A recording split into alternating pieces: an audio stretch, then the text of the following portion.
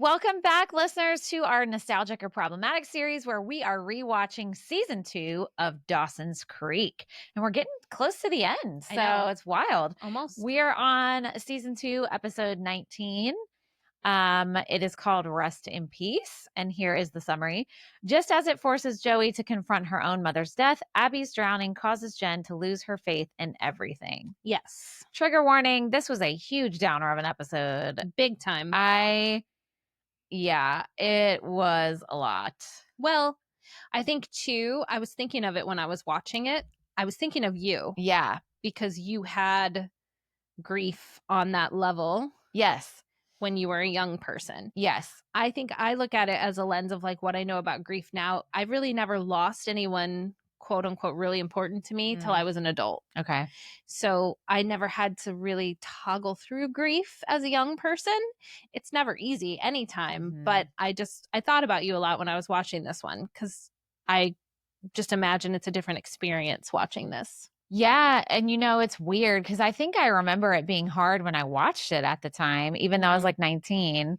For those of y'all who are new here, my dad passed away when I was 11. Right before I turned 12, he committed suicide. So that is something that I'm okay talking about. So I'm not going to lose my mind. But I'm just saying, anytime there is death that comes up with young people, it brings you right back. I mean, I'm almost 45 years old. It's been a long time.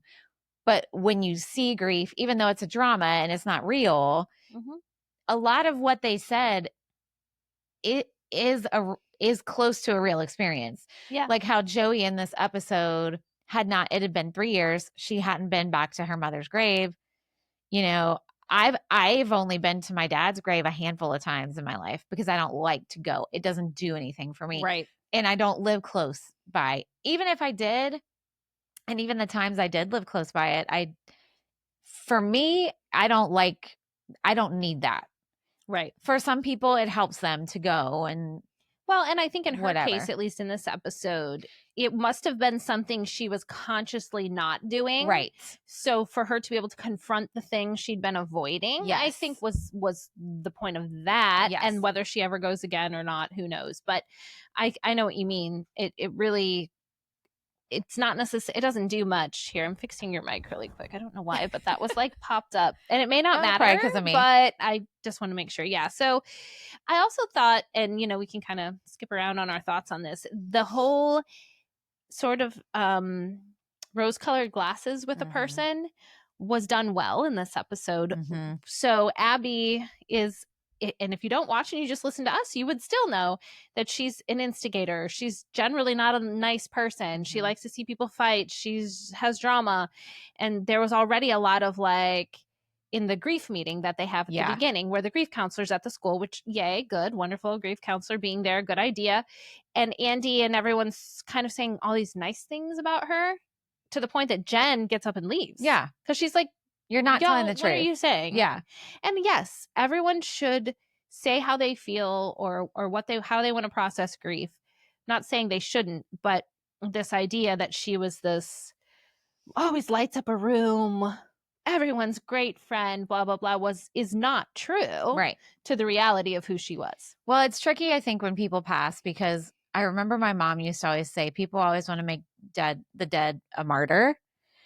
And human beings are very complex. And also another reason, I don't know where we're going to be at when this episode airs. My mom has been in the hospital for a week now, which is complicated for a lot of reasons that I'm not going to go into all of it. But it was odd to watch this at the same time. Yeah. And my sister and I we've been talking every day, sometimes a couple times a day, trying to keep updated and all the things because neither one of us live close by.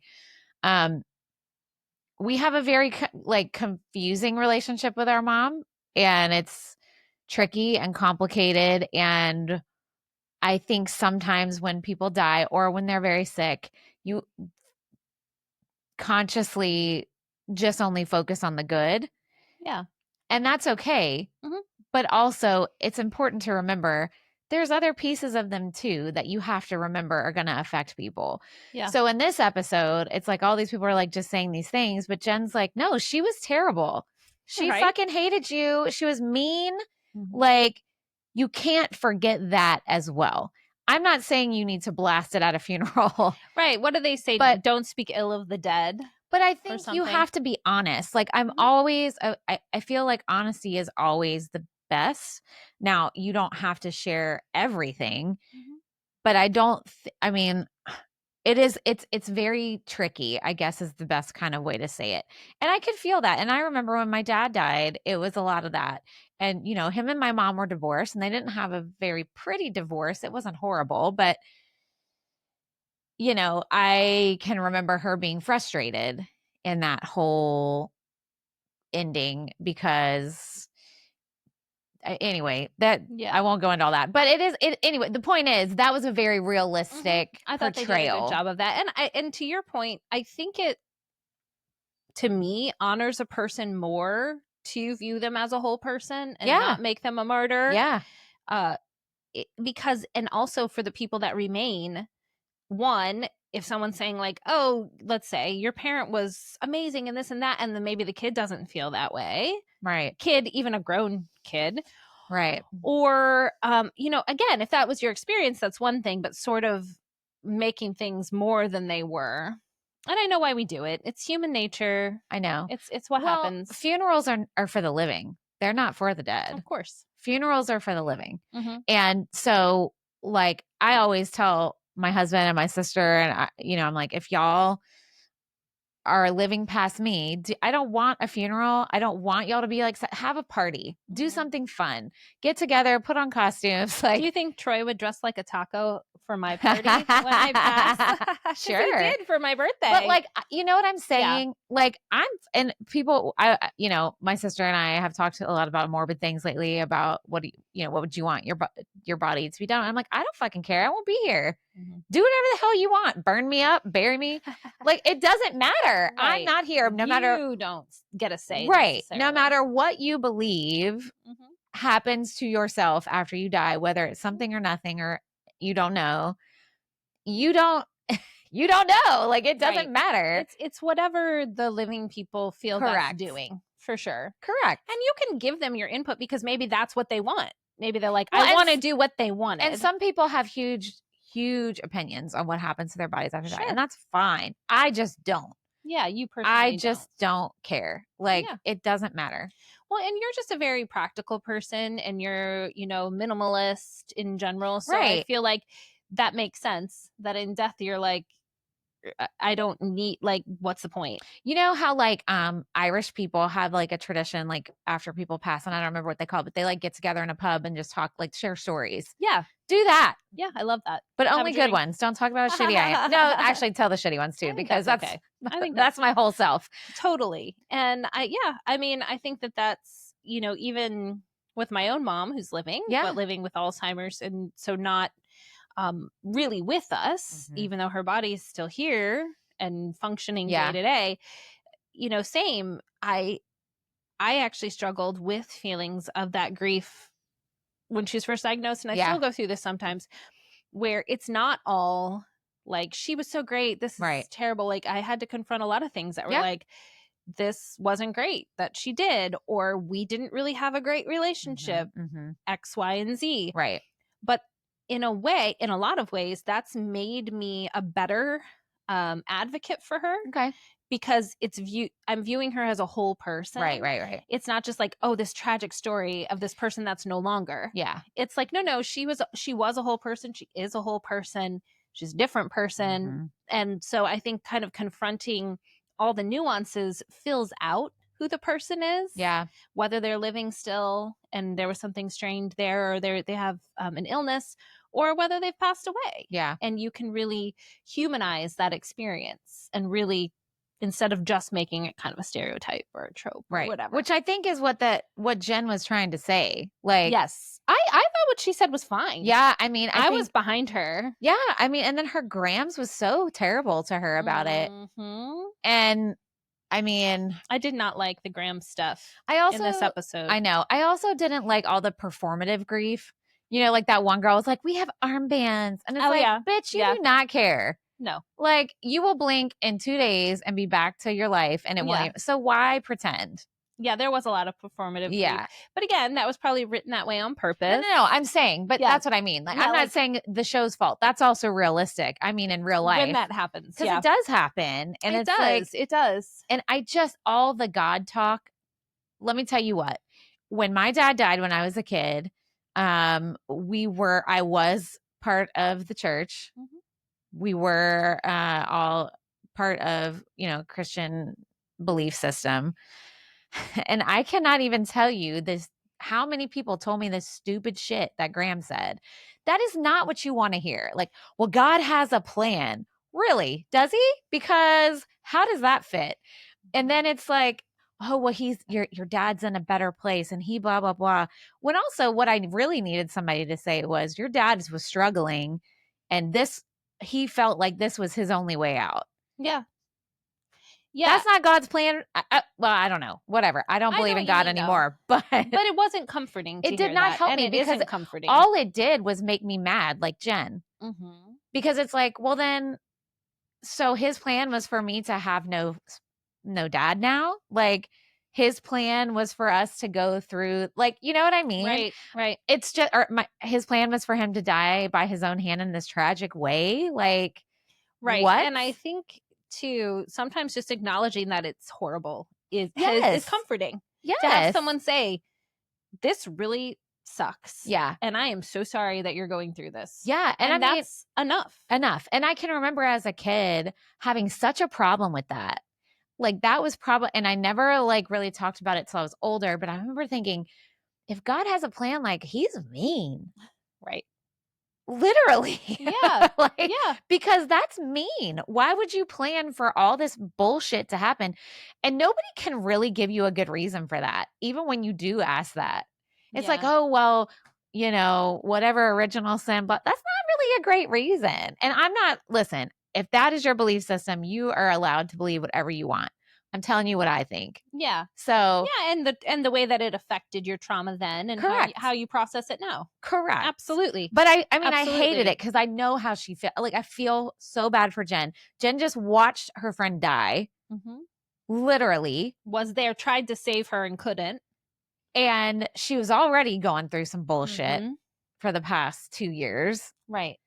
And the last thing she needs, and she already told Graham repeatedly, I don't believe in what you believe in. And Graham's just keeps on. I know. It almost, to me, felt an opportunistic of Graham. Yes. Like, yes. Like, ooh, okay, this thing is the thing that's going to get her to believe because she's at this low, vulnerable point. And that's worse. It didn't happen. But worse. That's worse when it makes it feel very like non-consenting and like it's your own will. It's very disrespectful. Swooping in at your low moment to be like, that'd be like someone, I'm sorry if this is kind of crass since I'm talking about religion, but that would be like someone trying to like sell you something in your grief.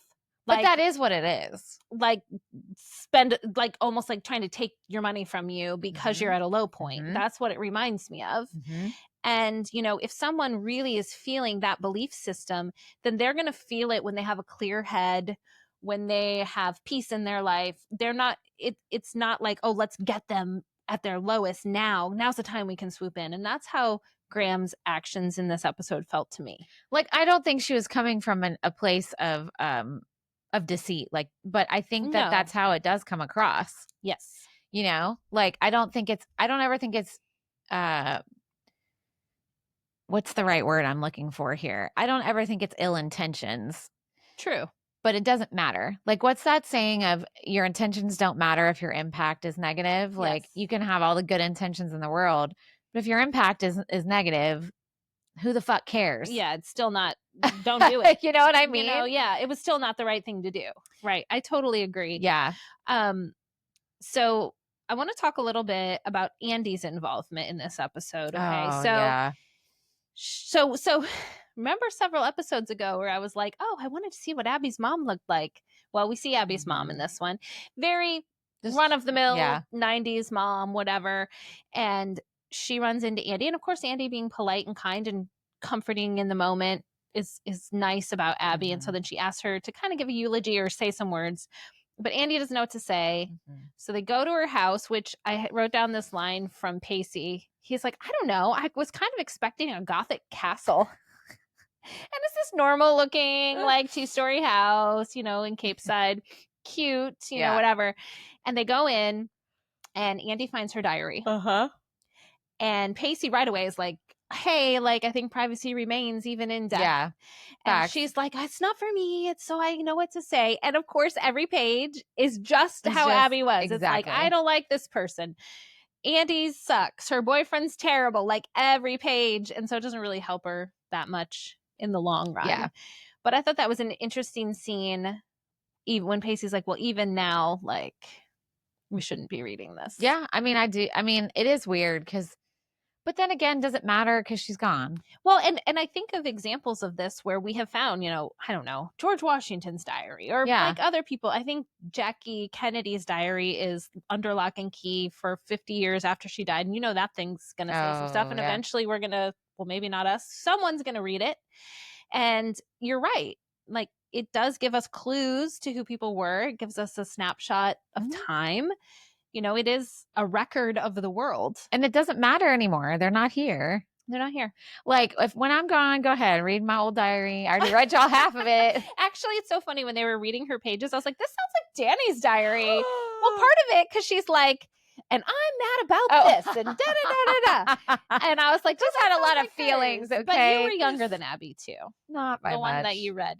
But it was funny. So there was that. And then Andy does end up getting up and saying some words at the funeral that I appreciated. Yeah. Where she says, like, it's all well and good to praise the people who make you feel good all the time. And that's important. We all need those people. Yeah. She's like, but there's also something to the people who challenge you. And there's things to learn. And there's things about yourself that you can learn.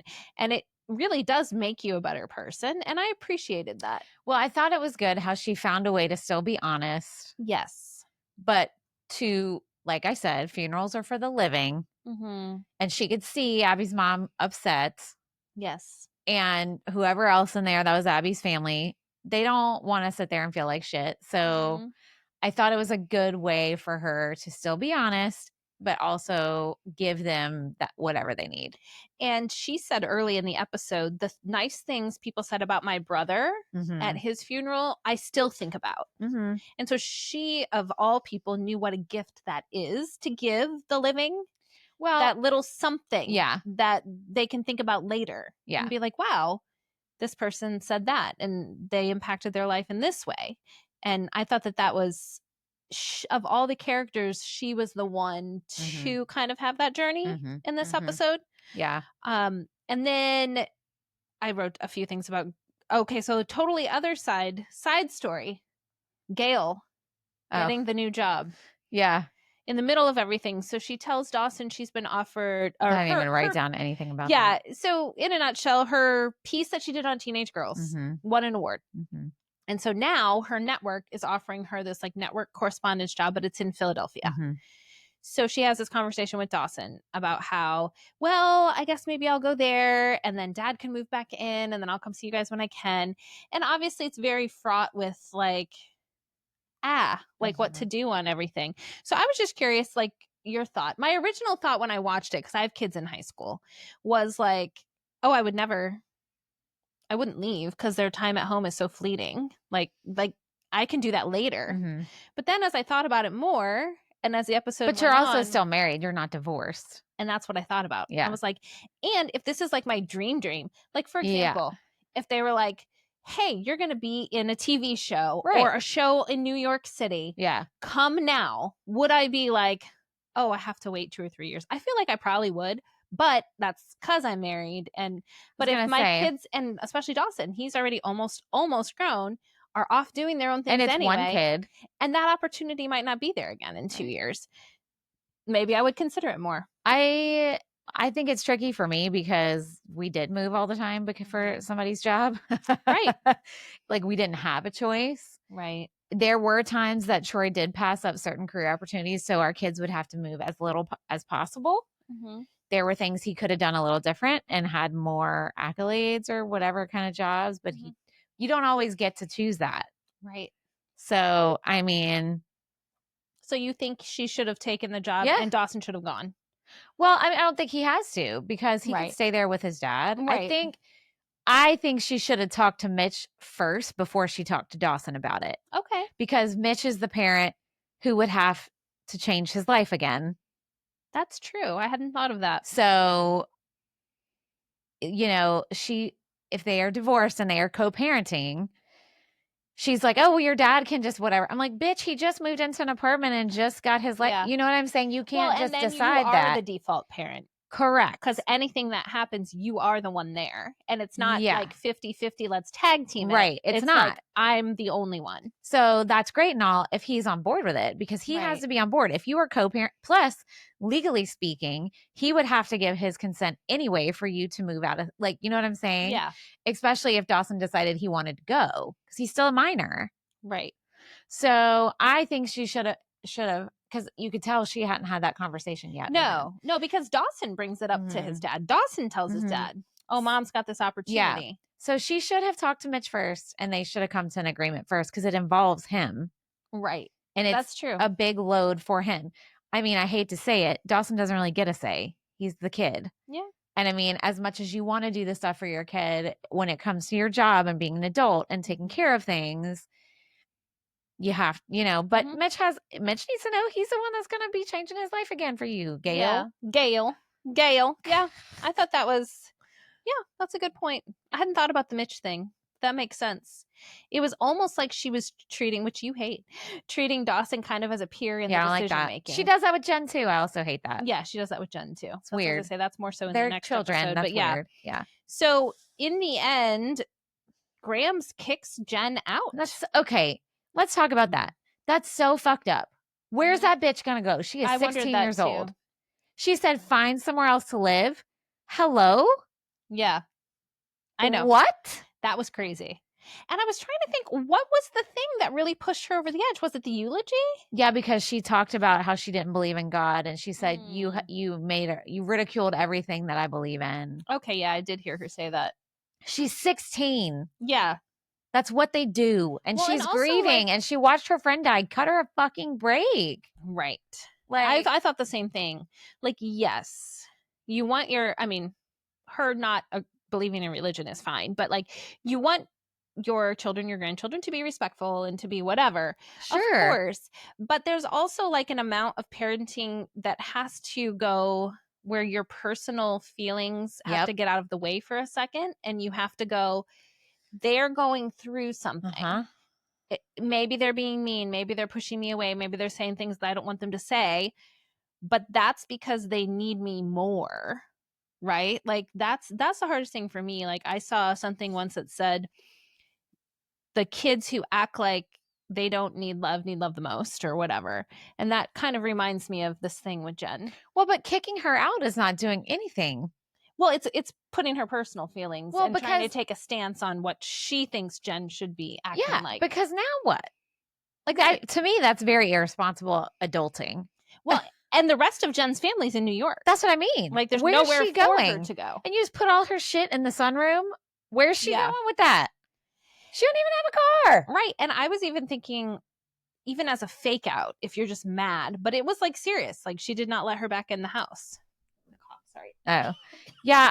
I had a problem with that. Yeah, that was really bad. Oh, okay. So that's all I have except for the very end when Andy goes back to Abby's room and she decides to steal the diary, which I think was a good call, probably. She doesn't want her mom and everybody. That's her just trying to not let them feel more upset. And there's like the ghost of Abby behind her for a split second. And then she turns around and she's gone. And then the episode ends. I was like, whoa. And Abby's got that like almost evil look on her face, kind of mischievous. Yeah. And that's how it ended. I know. Yikes.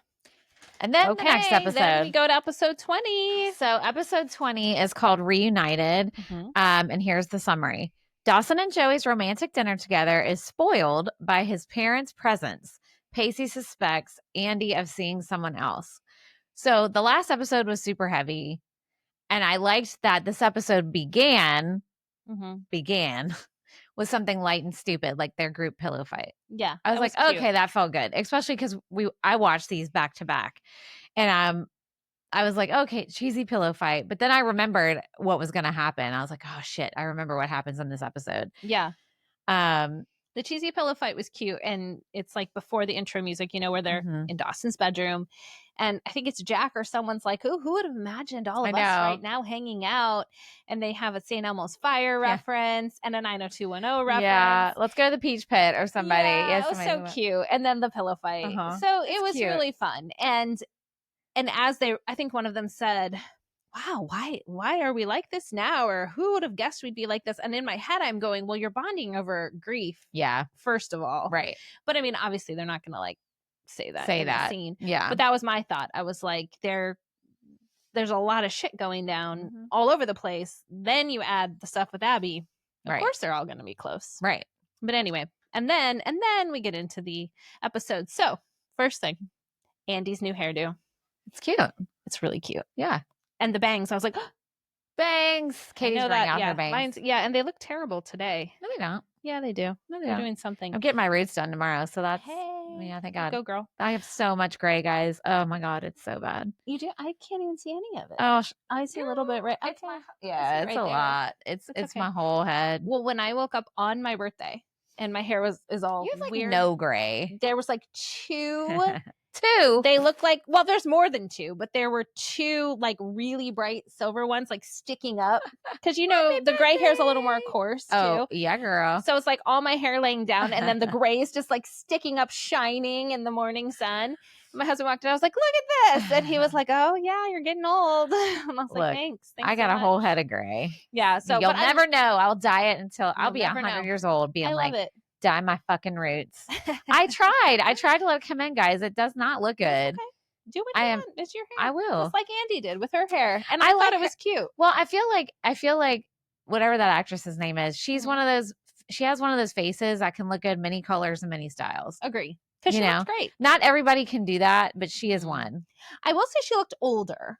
You think? I thought she looked a little older, and it could have been the cut more than the color, but just like the bangs, it just maybe looked a little more sophisticated. I'm used to her having that blonde. I mean, she is like 27 or something, right? Yeah. I don't know that she even looked 27, but she looked older than the Andy from the episode before. Right.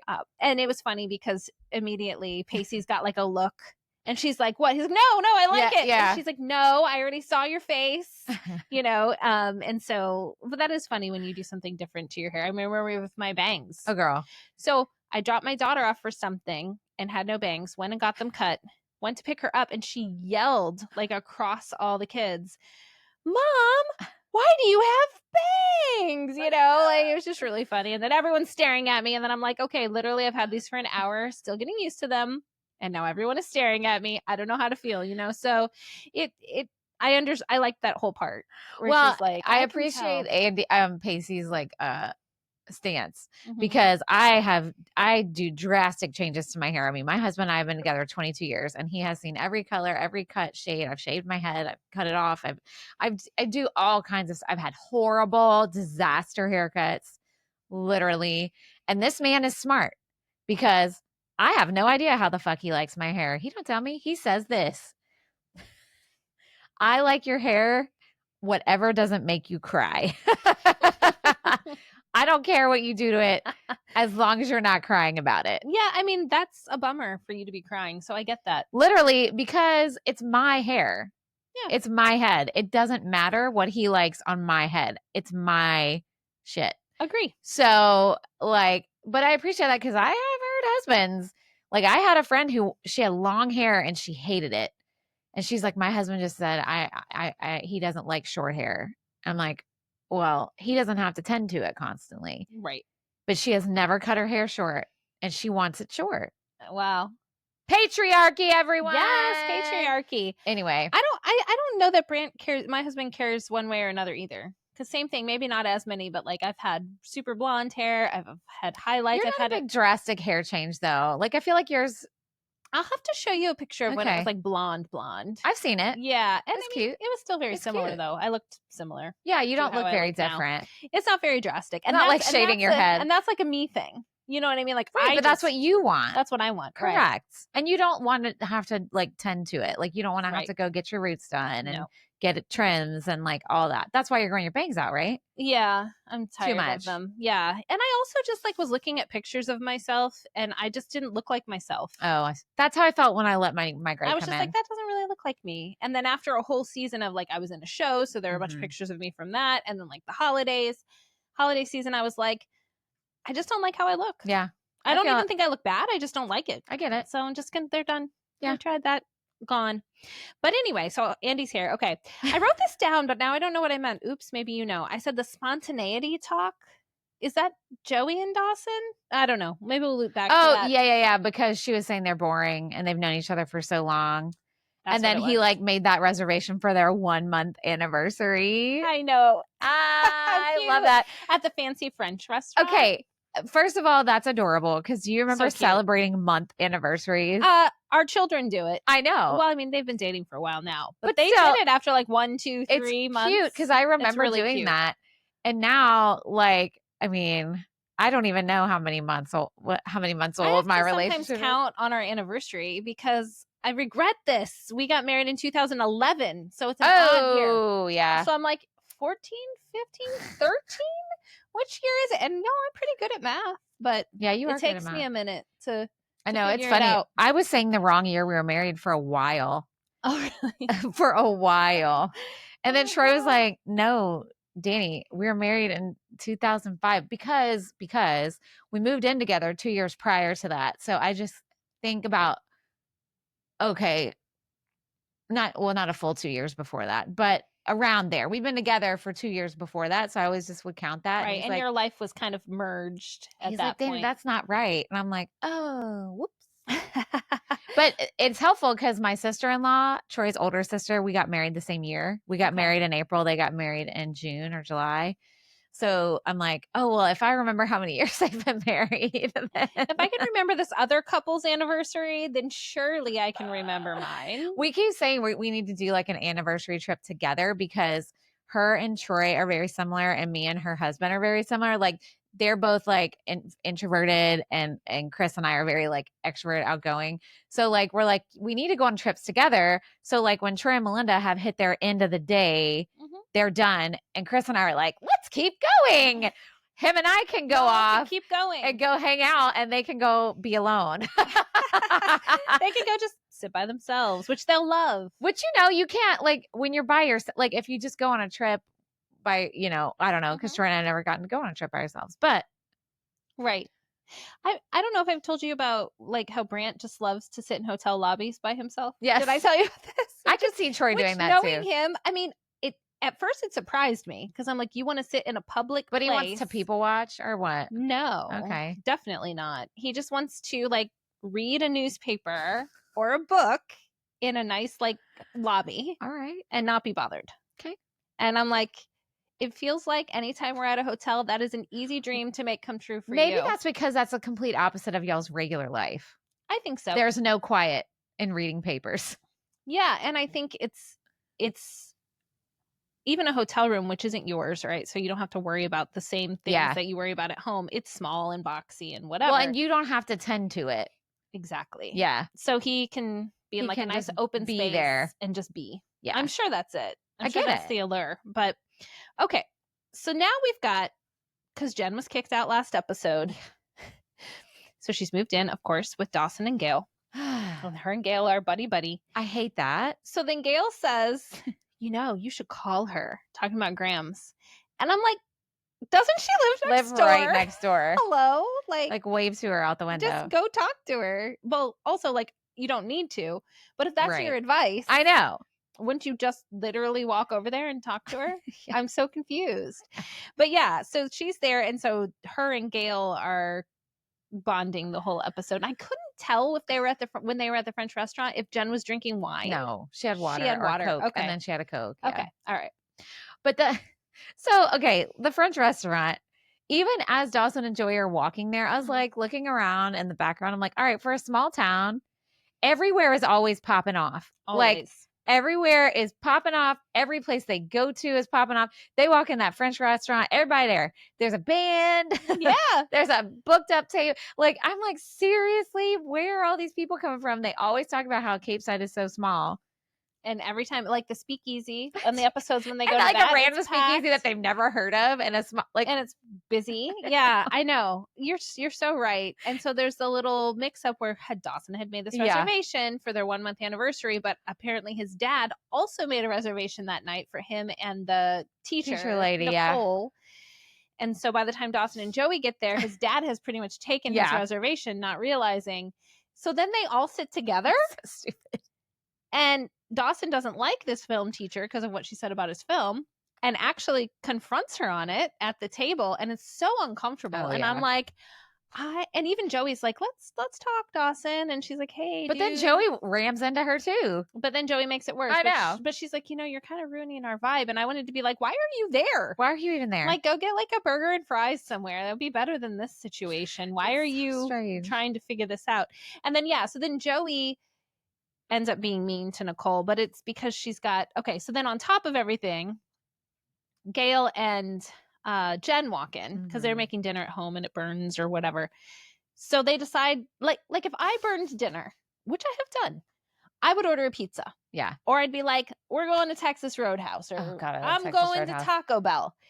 They get decked out to go to the French restaurant. Like, that's what they decide to do when their dinner burns. I'm like, Gail, like, that's just weird. Like, come on, girl, that's just living in my house, teenage girl. Let's go to a fancy French dinner. Like, it was weird. I don't know.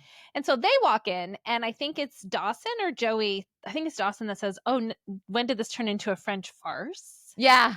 Which I loved. Yeah, that's funny. I loved. So now they're at a different table, but pretty soon they discover Mitch and his date are there. Dawson and Joey are there. So then Joey and Jen come up with this sort of plan that they reference to get them together. They kind of call Parent Trap at the end, which I was thinking at the time, to try to get them sort of together. Mitch and Gail. Yeah. And so it involves Joey kind of being rude to Mitch's date. And then they like ordered wine. I'm like, why'd they let these teenage girls order wine for a table? Remember the waiter's like, the wine you requested. And I'm like, why are you letting these teenage girls order wine? What? I know. That was weird. And so eventually the date gets mad. I don't think she leaves, but she leaves the table. And then it opens it up for Gail and Mitch to kind of have a moment. Well, they slow dance. Because they played their song. They got the band to play their song. Mm-hmm. Do you and Bran have a song? Yes. See, I don't have one. First Day of My Life by Bright Eyes. Oh, that's cute. Yeah. We don't have one. We did dance to that one at our wedding. And then we had someone sing live when we were like walking down the aisle. Longer by Dan Fogelberg. How's that Longer than there have been stars up in the heavens. It's like a 1970s folk song. I'll play it for you. And so someone played the guitar and sang that for us. So that's kind of our song too. We don't really have a song, but I remember when I watched Greatest Showman when it came out and Michelle Williams sings Tightrope, every military spouse in the world was like, that's our life. Like every lyric of that song is totally our life. And I remember just being like, listening to the word, like seeing the movie and being like, oh, and then getting the soundtrack and being like, oh, that's our life. Like every time I hear that song, it's like, oh yeah, that's it. But we don't really have a song. Well, maybe that's your song, Tightrope. But it's sad. It's not. Though. No, it's. I mean, it is. It is. But like, she says it's an adventure and it comes with a breathtaking view. Yeah, but I don't know. We don't really have one. I guess we don't really need one. We're going to find one, darn it. The funny thing was, so Troy and I got married in Vegas. Our families were there. Military life, you do things different. We were going to have a big, giant wedding reception party a few months later because he had training he had to do without me. So the plan was get married. We got married in a honeymoon in like 4 days in Vegas. Oh, wow. And then we went back to our base, moved. We were like in a transition move, which means your shit goes into storage. He goes to where he had to go in Georgia. I actually moved in temporarily with my parents, but would you guys like to know why we never had our giant wedding reception? Because it was scheduled the weekend Hurricane Katrina hit. I was about to say, I bet it's Hurricane Katrina. Yeah. So all our stuff was in storage there. it was a mess. It's a whole long story. So we never had a first dance. We never had like all that stuff. And we were like, when that happened, it was sad. And we're like, well, we'll do it for like an anniversary. But now we're like, why are we going to spend all that money when you could just go do something? So we were like, because we just hit our 20th anniversary. Yeah. And so now we're like, why would we have this big party? Let's go on let's go do something. I mean, yeah, that makes sense though. And I don't know, like, you're still celebrating just in a different way. So we were going to dance to At Last, but ironically, that was my sister-in-law. We went to her wedding like a couple months later, and that was her song. And we were like, well, we can't use that now. Oh my gosh. Oh my gosh. So we're like, oh, we'll have to think of a different one. Although now if you did it would make sense. Right. Because At Last, you're getting the dance. I know. 20 years later. I know. But I do love a good slow dance. Yeah, me too. We talked about that the last one. I love it too. I do love a good slow dance. I mean, the stuff with Mitch and Gail is difficult. It's sad. It's just sad. It's hard. Because you can feel the whatever. And then you've got Jen sort of nudging Gail the whole time, which first of all, Jen's like 16, maybe 17 at this point, being like, you got to get reunited. You got to do this and that. And I mean, the same thing happened in Clueless, which we talked about on our regular episode when they're trying to make the older people, right? And I get the inclination to want to do that, to see that opportunity, but it also makes you kind of like, it's not that simple, Jen. It's not. I mean, divorce is never simple. Even if it seems to be, it's not. And marriage isn't simple. And relationships as adults is not simple. Like, and I don't think anybody, even if there is some horrible thing that happens, like an affair, it still doesn't erase everything else. Of course. Just like if there's one big wonderful thing happens, it doesn't erase all the bad. Of course. So it's tricky. It's tricky. And then I wrote Nicole in the bathroom, Mitch's date, her and Gail. Oh, yeah. Like, they really made her unlikable in this episode. Yeah. Which she was a little like chip on her shoulder, kind of unlikable, but like they really went in for it. Like, she's mean to Dawson. She's mean to Joey. She's nasty to Gail. Like, because Gail says something like, oh, I think I'm going to go. And she's like, oh, I think Mitch would like that if you left or something. And then Gail's like, bitch, I'm staying. You know? She's like, well, fine then. Yeah. So, I mean, while I support the fact that Mitch is like out there dating or whatever they're going through, it's like, man, I really don't like this girl. So they did a good job kind of setting that up. All right. So that's kind of all of that stuff. Yeah. But then we've got this whole other storyline, which kind of kicks off with Andy's hair. Where she's not just now, in the last episode, she saw a glimpse of Abby at the end. Now she's seeing her brother, Tim. So here's my question for you, because I remembered this whole plot line, but I know you haven't watched this in a while. Did you remember that was her brother the whole episode? I don't know if I remembered, but I knew it had to be him. Okay. I was like, that's got to be Tim. Because it was too weird to be a real person. Right. And the fact that she had seen the ghost of Abby or a vision of Abby. You knew it was something. I was like, it must be the ghost of someone. Right. And it's probably him. And then they try to throw you off a little because she calls him Brown. Yeah. And it's later in the episode that Jack is like, well, that's what she called Tim, or that was her name for Tim. But I figured it out. And then I like how they revealed it, though, where Pacey sees the photo album. Because Pacey's not seeing him. But as an audience member, we're seeing him. So when Pacey sees the photos with Tim in them, as an audience, we're like, oh, that's who that is. It's confirmation to us. So something that I feel like I don't really like with the whole Andy storyline is I feel like they started off with her having like, you know, issues with depression and anxiety, but then they like elevated it to this, she's hallucinating now, and like, to where it's like this super extreme, not that people don't do that. Sure. I mean, that is a valid like mental health thing, but I feel like they almost made it more outlandish. I feel like it would have been more, it probably would have felt more real to teens if they would have kept it without that.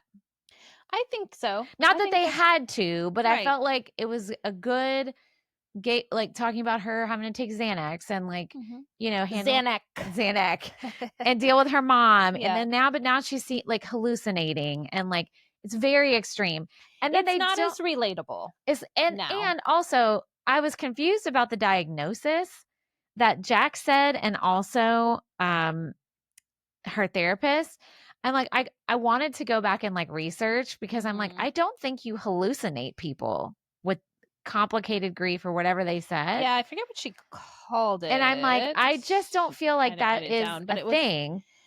yeah, I mean, of course, everyone processes differently. It does make sense that if you're struggling with current grief, it's going to drudge up old grief. Well, of course. That part makes sense. Yeah. That you're going but to not feel necessarily hallucinating people and Right. having conversations, not just thinking you see them, but literally interacting with them. I mean, that's pretty severe. Right. Like, I don't know. I wanted to look all that up. I just didn't have time. Yeah, I mean, but we I still just can. I just was like, I don't like. They also made it seem like they shoved in a bunch of mental health issues in one. Mm-hmm. I agree with that. And I don't like that either. Right. Not that you can't have more than one at once. Of course Mhm. you can, of course. But I felt like it was just they were trying it. And then when she's in the bathroom, she, locks herself in the bathroom and Jack and Pacey are outside and she's talking to him. It almost made it seem like mental health stuff is a battle of wills that you can choose. Mm. They're like, Andy, you have to choose. You have to choose. And I'm like, They yeah, said that a lot. And I didn't like that because I'm like, you really can't. Right. And sometimes you feel like there is no choice. And someone's got to break down that bathroom door to get you out of there. Right. And that goes with it. And it also makes it seem like you're weak if you don't pick right. I hadn't thought of that. Yeah. Well, I have a lot of layers with this. But I mean, but I think, but now that you're saying it, I think you're right. I mean, it was just annoying me in general how they kept saying you have to choose, and then the hallucination of Tim's like you need to choose. And then it just went away. And then I was like, I don't. What? I know. Like choose what? Well, I think he means like dying. Like I think they never said that. The hallucination is trying to convince her that that's what she should do. Because he was saying, I can help you. I can make you feel better. Okay. And I think that's what they were alluding to. They never say that, but but that's what I'm saying. That's why it hit a hot button for me. Because it's like, oh, well, you make it just seem like be strong and make the right choice and choose to get better. Right. Which it's not that cut and dry. No, it's not. I did like the level of support and I guess non-judgment eventually that we get to with Pacey and Jack. I mean, Pacey's a teenage boy and he's suspicious that he doesn't realize it's a hallucination. Of course. Why would he think that? Yeah. He thinks she likes someone else. She's talking to someone else. She doesn't like me. Of course, makes it kind of about himself until he realizes what the truth is. Yeah. And then at that point, I feel like him and Jack together do a good job of they just want to help her. Now, whether they're saying the right things or whatever, that's another story. But I just thought to have that really invested support. But again, not to like go too dark on this. I mean, and you can have those people invested in you like that, and it's not going to fix anything. And you not choosing those people in that state, it isn't a comment on them or you or whatever. It is just what it is with the mental health situation. Yeah. The whole choosing thing really bugged me. Yeah. Because I think too, that was something as a kid that was very hard for me, being like, why didn't he just choose to not? Right. Well, mental health is it's very layered. It's very, and since I myself have been a person who's battled with, depression and anxiety and all the things, you don't feel like you have any fucking choices. And it doesn't matter what somebody's, I'm here. Well, okay, great. You're not in here in my brain, in my body, living my life. Right. So you do feel like sometimes there's nothing like this is it. This is all. So I had a really hard time with that. I was like, I don't like the way they presented it. Yeah, I agree with you. I don't. I agree with you.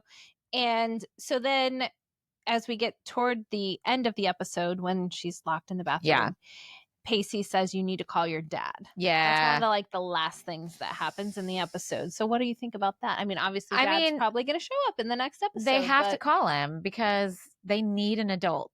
They've needed an adult for a long time. And that is their adult. He at least has the money. Yeah. And that's what and Jack. And it is his responsibility. Correct. And I think that's that's what one of them decided on. One of them said was like, he has the means to get her the help she needs. Yeah, I totally agree. So hopefully she gets the help. Oh, there's a whole other, you'll see. We'll get to. There's 2 episodes left in this season. So, a season finales and the lead up to the season finale is always, I feel like we're already ramping Abby, up. And then the grief part of Abby, and then this now with Andy. Yeah. And then I'm remembering stuff that happens in the 3rd season too. And I'm like, oh yeah, that's so good. Okay. Anyway, well, so but the funny thing was that at the end where Dawson and Joey are in the creek and they're in their little boat making out, talking about sex, and it just made me giggle, like in their little boat. Yeah, and he's like, the night is young, and she's like, but so are we. Or which is valid. Which is true.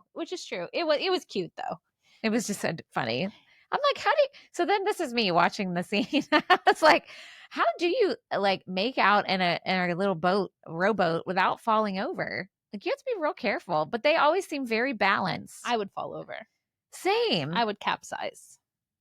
I mean, we know my luck. Actually, when I was in high school, I didn't make out in a rowboat. Oh. But we went canoeing. Oh God. We went canoeing and we had an uneven amount of people. And I was one of the shortest. So they were like, just put Danny in the middle. Well, guys, every canoe I got in flipped over. Swear. And so finally they were like, who's going to take Danny? Like I capped 2 canoes. And they were like, somebody's got to take her. Somebody step up. Take one for the team. Put this bitch. And I'm not exactly a great outdoors person. And listen, we were canoeing. I don't know where we were at, somewhere in Mississippi or Louisiana. And there are snakes and there are gators and all kinds of stuff you got to worry about. Dang. Yeah. Anyway, and me apparently. And you don't want me in your canoe, guys. And then it was funny because the one I finally got in, we like go, you go on like a little course or whatever. And we get back and you get out of the canoe and walk it in. And I was so excited. Like everybody else had gotten there and they were like out of the thing. And I was like, look guys, we didn't tip. So I get out and at the last second it tipped over. Oh God. It's like, yes, you did. They're like, God damn it, Danny. Yeah. Off this easy. Oh I was my like, God, yay, that's so we made great. it. Let me get out. And it tipped them over. I know. That is great. All right. Well, all right. So don't get in a rowboat with Danny. I mean, I'm not going in it ever again. Don't worry. So she won't be in one. It'll be okay. Nope. And yeah, stay tuned, guys. Season 2 more. finale. And then we don't know what we're going to do. We're going to see. We'll see. I mean, I like the idea of season 3, but then we talked about taking a little breather to watch Twin Peaks. I know. I like that idea. But maybe I feel like now we're so committed to Dawson. I know. We're like in it. And it's not like the season ends and a storyline ends. I know. It's the opposite. And I watched a couple more episodes of Don't Call the Bee in Apartment 23. Oh my God. Oh my God. I have to watch it. Oh girl. They're like 20 minutes. I have to watch it. And Dawson plays James Vanderbeek plays James Vanderbeek and he's such a dick. And he goes on Dancing with the Stars. This episode, he's about to go on Dancing with the Stars. Stop. And he's such a jerk. Like he is such a jerk and I love it. It's so good. Okay. I have to watch it. It's so good. That's so all right, good. everyone. All right. Well, thanks everybody for listening to our normal episodes. Yeah. And our Dawson's Creek episodes. And we'll see you next time. Yeah. All right. Bye.